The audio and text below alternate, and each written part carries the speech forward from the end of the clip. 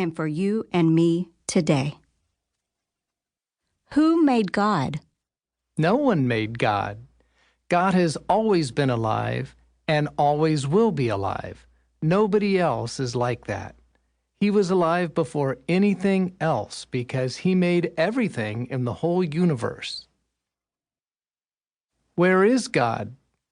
Sometimes people say that God lives in heaven, but really, God is everywhere, which is sometimes called omnipresent. He is in the deepest cave. He is on the bottom of the ocean. He's farther away than we can see in space, and he is everywhere in between. There is nowhere, anywhere, ever that we could go where God is not already there. How powerful is God? God is so powerful that he can do anything he wants to do.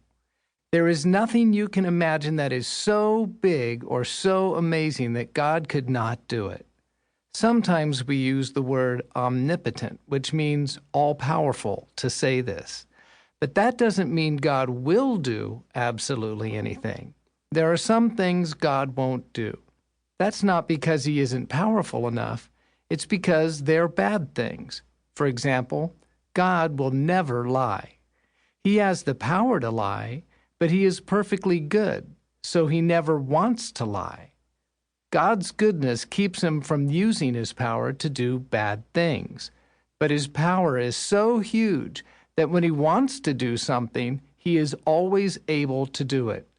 You know, like create the entire universe just by speaking. How smart is God?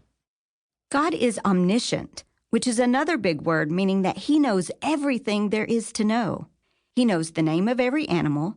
He knows the depths of the vastest galaxy. He knows the exact number and color and length of every single hair on your head.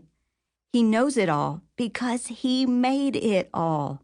God knows everything that has ever happened and all the things that will ever happen. And even though the world has been around for a long, long time, he knows everything about how it has changed and how it will change in the future. That's because he decided what the changes would be and when they would happen. There is no question you could ask God that he couldn't answer. What does God look like?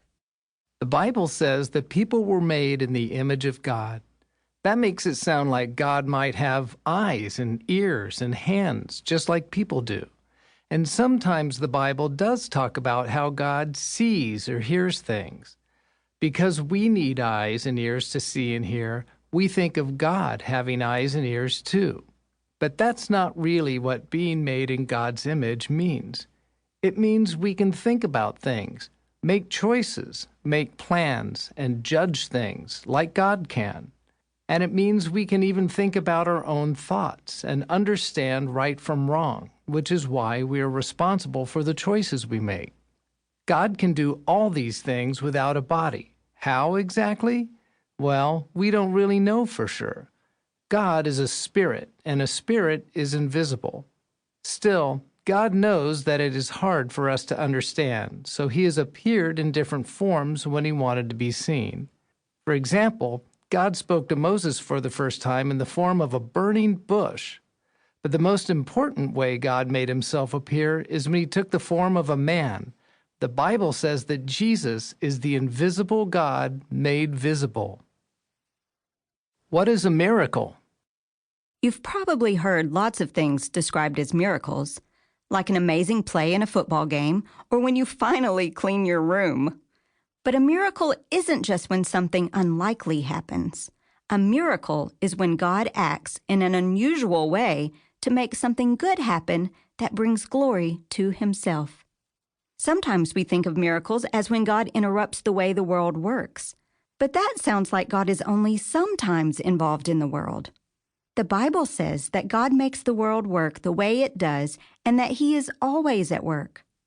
But sometimes God works in a different way, a way that's uncommon to us, in order to display his power while doing something good. In the Bible, God uses his miracles to carry out his plans. Often he uses miracles to prove that prophets and apostles have the authority.